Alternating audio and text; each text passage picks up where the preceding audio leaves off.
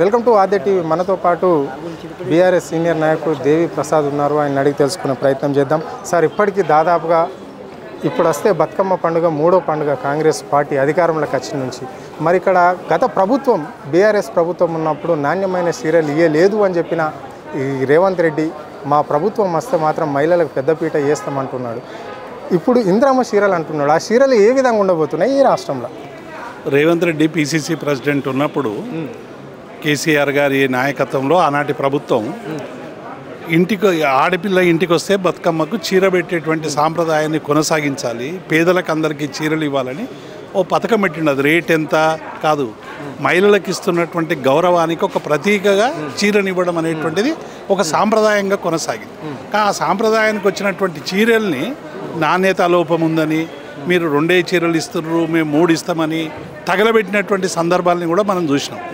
ఆ రోజు చీరలు తగలబెట్టినటువంటి రేవంత్ రెడ్డి అండ్ కో ఇలా చీరలు లేకుండా చీరలు మాయం చేసేటువంటి పరిస్థితి తీసుకొచ్చారు.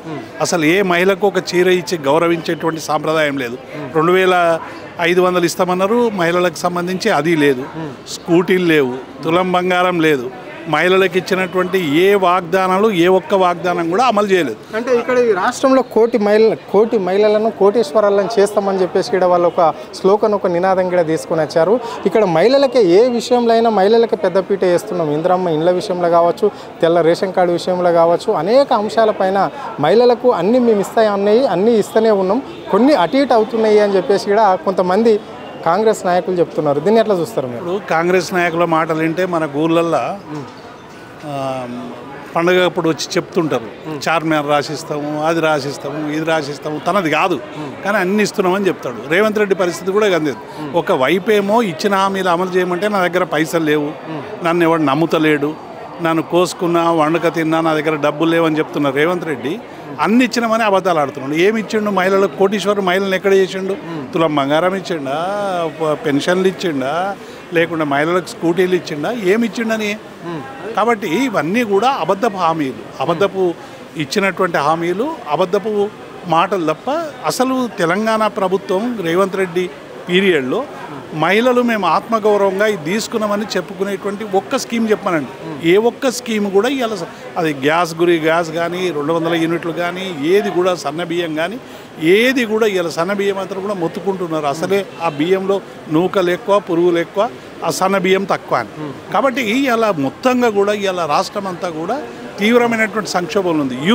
ముఖ్యంగా యూరియా ఇవాళ చివరికి బతుకమ్మ పండుగ నాడు, గతంలో బతుకమ్మ పండుగ నాడు సాంప్రదాయాన్ని, అస్తిత్వాన్ని వెతుకులాడేటి, భూస్వామ్య భావజాలం చేస్తున్నటువంటి దొరలకు వ్యతిరేకంగా పాటలు పాడేటువంటి తెలంగాణ ఇవాళ యూరియా మీద పాటలు పాడేటువంటి ఒక స్థితికి ఇవాళ రేవంత్ రెడ్డి తీసుకొచ్చి చివరిగా ఇక్కడ తెలంగాణ తల్లి విగ్రహాన్ని కూడా మార్చడం అనేది జరిగింది జరిగింది రెడ్డి సర్కార్ వచ్చిన తర్వాత. సో మరి ఇక్కడ గతంలో కేసీఆర్ రూపొందించిన తెలంగాణ తల్లి కొంతమంది ముఖాలు ఇక్కడ కనిపిస్తున్నాయి కాబట్టి ఇది ఇష్టం లేదు అని చెప్పేసి అన్నాడు. అక్కడ ప్రధానంగా బతుకమ్మ ప్రత్యేకత అని చెప్పేసి తెలంగాణ వాదులు అంటే ఆ బతుకమ్మ లేకుండానే చేయడం అనేది జరిగింది. దీన్ని ఎట్లా చూస్తారు మీరు? ఇప్పుడు సాధారణ మహిళ ఆ రోజు తెలంగాణ అస్తిత్వానికి ఒక ప్రతీక తెలంగాణ తల్లి. ఎందుకంటే మా తల్లి ఏది అని ప్రశ్నించినటువంటి తెలంగాణ ప్రజలందరూ కూడా ఒక తల్లిని నిర్మించుకొని ఆ తల్లి ద్వారా స్ఫూర్తి పొంది ఉద్యమాలు చేసి తెలంగాణ రాష్ట్రం సాధించుకున్నటువంటి నేపథ్యాన్ని చూసాం. మహిళ అనేటువంటి మహిళకు ఒక సరైనటువంటి గుర్తింపు ఉండాలి.